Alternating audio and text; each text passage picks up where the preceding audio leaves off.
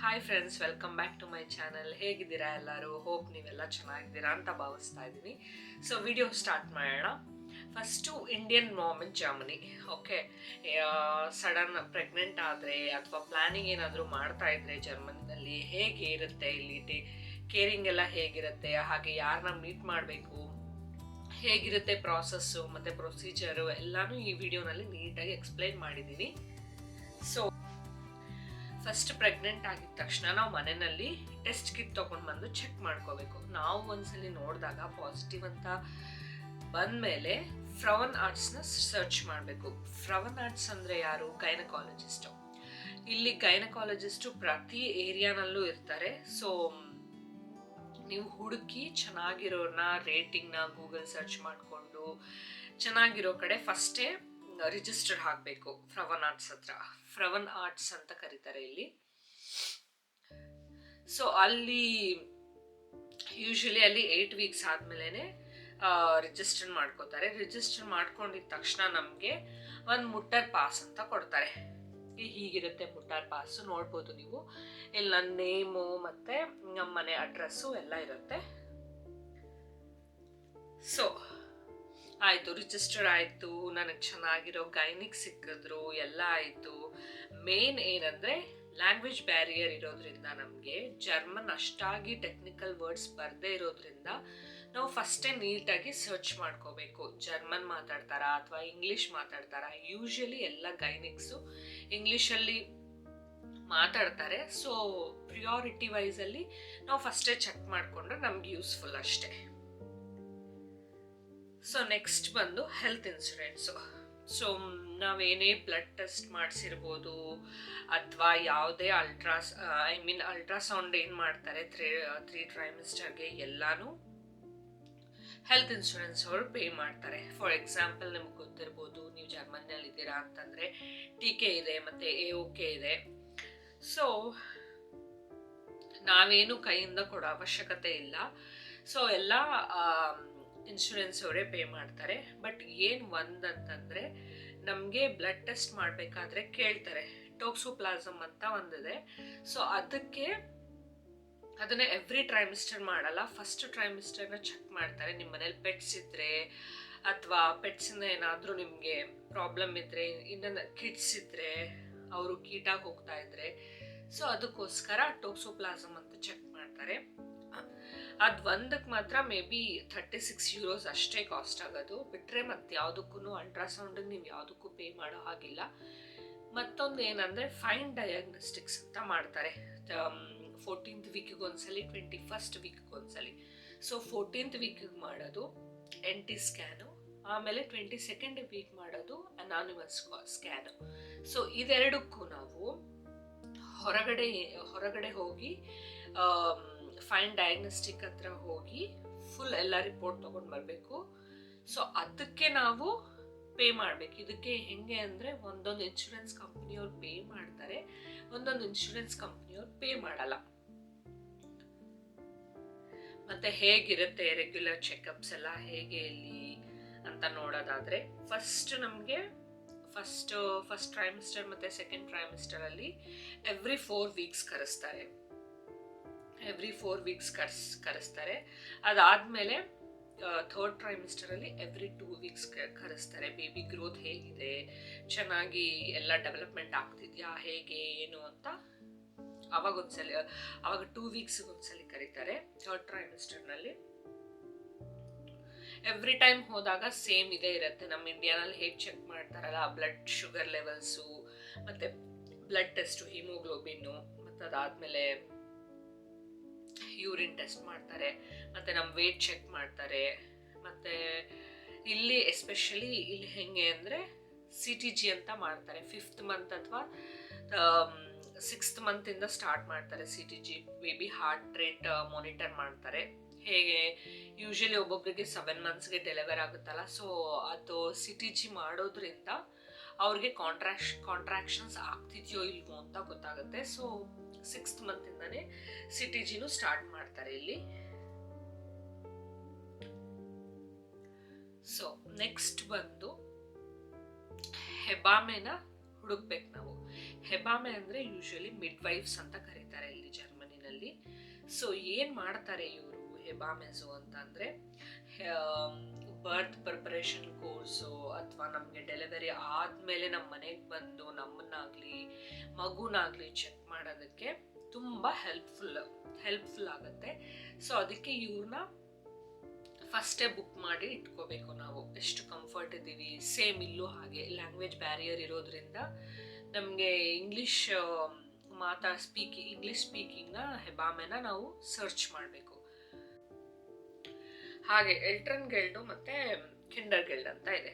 ಎಲ್ಟರ್ನ್ ಗೆಲ್ಡ್ ಅಂತಂದರೆ ಏನು, ನಾವು ಪೇರೆಂಟಲ್ ಲೀವ್ ಹೋಗ್ತೀವಲ್ಲ, ಸೊ ಅಲ್ಲಿ ಹೋಗ್ತೀವಲ್ಲ ನಾವು, ಸೊ ಅದಕ್ಕೆ ನಾವು ಅಪ್ಲೈ ಮಾಡಬೇಕು ಎಲ್ಟರ್ನ್ ಗೆಲ್ಡ್ಗೆ. ಸೊ ನಮ್ಮ ಕಂಪ್ನಿಯವ್ರು ಪೇ ಮಾಡಲ್ಲ, ನಮ್ಮ ಇನ್ಶೂರೆನ್ಸ್ ಅವರು ನಮಗೆ ಪೇ ಮಾಡ್ತಾರೆ. ನಮಗೆ 1 ಇಯರ್ ನಾವು ಮೆಟರ್ನಿಟಿ ಲೀವಲ್ಲಿ ಏನು ಹೋಗ್ತೀವಿ, ಸೊ ಆವಾಗ ನಮಗೆ ಇನ್ಶೂರೆನ್ಸ್ ಅವ್ರು ಪೇ ಮಾಡ್ತಾರೆ.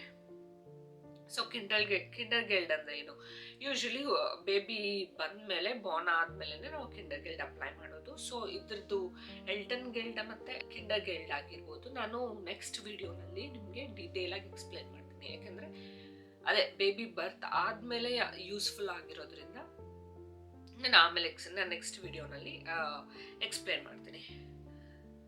ಸೊ ಸರ್ಚ್ ಮಾಡಿ ಫಸ್ಟೇ ರಿಜಿಸ್ಟ್ರೇಷನ್ ಮಾಡ್ಕೊಂಡಿದ್ರೆ ಆಮೇಲೆ ಡೆಲಿವರಿ ಆದಮೇಲೆ ಅದೆಲ್ಲ ಫುಲ್ ಈಸಿ ಆಗುತ್ತೆ. ಸೊ ನಾನು ಲಿಂಕ್ನ ಡಿಸ್ಕ್ರಿಪ್ಷನಲ್ಲಿ ಕೊಟ್ಟಿರ್ತೀನಿ, ಹೆಬಾಮೆ ಹೇಗೆ ಸರ್ಚ್ ಮಾಡಬೇಕು ಅಂತ ನೀವು ಚೆಕ್ ಮಾಡ್ಕೋಬೋದು. ಅದು ಹಾಗೇನೆ ಇನ್ಶೂರೆನ್ಸಲ್ಲೇ ಕವರ್ ಆಗುತ್ತೆ ಹೆಬಾಮೆದು ಕೂಡ, ನಾವೇನು ಕೈಯಿಂದ ಕೊಡೋದು ಅವಶ್ಯಕತೆ ಇಲ್ಲ ಇಲ್ಲಿ. ಹಾಸ್ಪಿಟಲ್ ರಿಜಿಸ್ಟ್ರೇಷನ್ ಯೂಶಲಿ ನಮ್ಮ ಗೈನಿಕ್ಸ್ ನಮ್ಮನ್ನೇನು ಚೆಕ್ ಮಾಡ್ತಾರಲ್ಲ, ಅವ್ರು ನಮಗೆ ಡೆಲಿವರಿ ಮಾಡಲ್ಲ. ಸೊ ನಾವು ಹಾಸ್ಪಿಟಲ್ಸ್ನ ಸರ್ಚ್ ಮಾಡಬೇಕು. ಯಾವ ಹಾಸ್ಪಿಟಲ್ನ ಫಸ್ಟೇ ಸರ್ಚ್ ಮಾಡಿ ರಿಜಿಸ್ಟ್ರೇಷನ್ ಮಾಡಬೇಕು ನಾವು 30th ವೀಕಲ್ಲಿ. 30th ವೀಕ್ ಅಂದರೆ ಆಲ್ಮೋಸ್ಟ್ 7 months ಅಥವಾ 7 months ಕಂಪ್ಲೀಟ್ ಆಗ್ತಾ ಇದ್ದಂಗೆ ನಾವು ಹಾಸ್ಪಿಟಲ್ಗೆ ಹೋಗಿ ರಿಜಿಸ್ಟರ್ ಮಾಡ್ಕೋಬೇಕು. ನಾವಿಲ್ಲೇ ಡೆಲಿವರಿ ಮಾಡ್ಕೋಬೇಕು ಅಂತ ಪ್ಲ್ಯಾನ್ ಮಾಡ್ತಾ ಇದ್ದೀವಿ. ಸೊ ಪ್ರೊಸೀಜರ್ ಏನು ಹೇಳಿ ಅಂತ ಅವ್ರು ಕೇಳಿದ್ರೆ ಅವರೆಲ್ಲ ಎಕ್ಸ್ಪ್ಲೇನ್ ಮಾಡ್ತಾರೆ. ಹಾಗೆ ಇಲ್ಲಿ ಹೇಗೆ ಅಂದರೆ every Wednesday evening hospital tour ಇರುತ್ತೆ.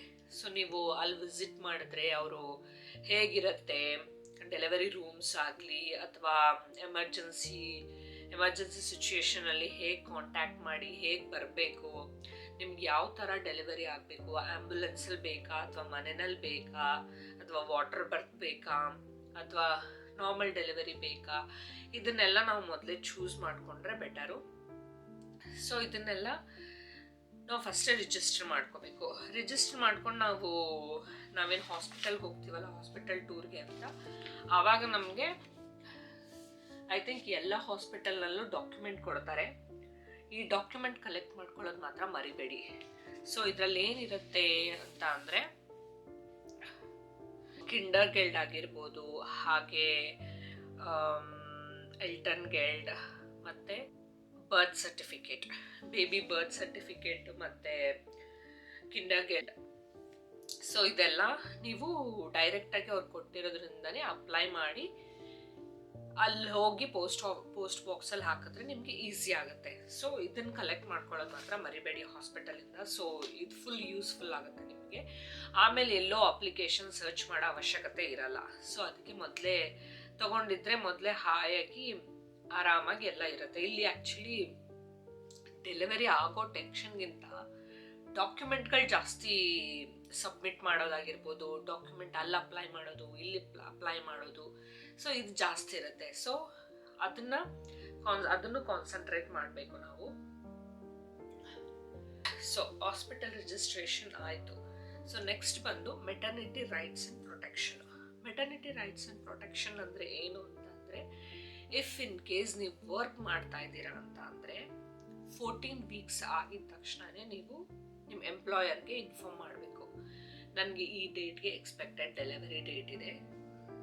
ಸೊ ಮುಂಚೆನೇ ಹೇಳಿದ್ರೆ ಅವರು ನಿಮ್ಮ ರೀಪ್ಲೇಸ್ಮೆಂಟ್ ಹುಡುಕೋಬೋದು ಅಥವಾ ನೆಕ್ಸ್ಟ್ ಫ್ಯೂಚರ್ ಪ್ಲ್ಯಾನ್ ಮಾಡ್ಕೋಬೋದು. ನೆಕ್ಸ್ಟ್ 1 yearಗೆ ಏನು ಮಾಡ್ಬೋದು ನಿಮ್ಮ ರಿಪ್ಲೇಸ್ಮೆಂಟ್ಗೆ ಅಂತ ಅವ್ರು ಯೋಚನೆ ಮಾಡ್ತಾರೆ. ಸೊ ನೀವು ಮುಂಚೆನೇ ಹೇಳಿದ್ರೆ ಬೆಟರ್. ಆ್ಯಕ್ಚುಲಿ 14th ವೀಕಲ್ಲಿ ಯೂಶಲಿ 14th ವೀಕಲ್ಲಿ ಹೇಳ್ತಾರೆ.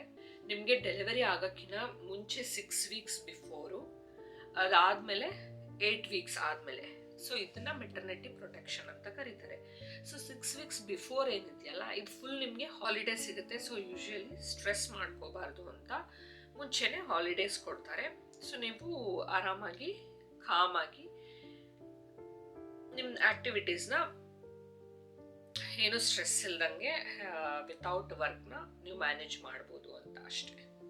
ಹೆಬಾಮೆ ಇರ್ತಾರಲ್ಲ, ಸೊ ಅವ್ರು ಏನು ಮಾಡ್ತಾರೆ ಅಂತಂದರೆ, ನಾವು ಫಸ್ಟೇ ನೋಡಬೇಕಾದ್ರೆ ಬುಕ್ ಮಾಡ್ಕೋಬೇಕಾದ್ರೆ 4 ಸೋರ್ಗೆ ಅಂತಿರುತ್ತೆ, 4 ಸೋರ್ಗೆ ಅಂತಿರುತ್ತೆ.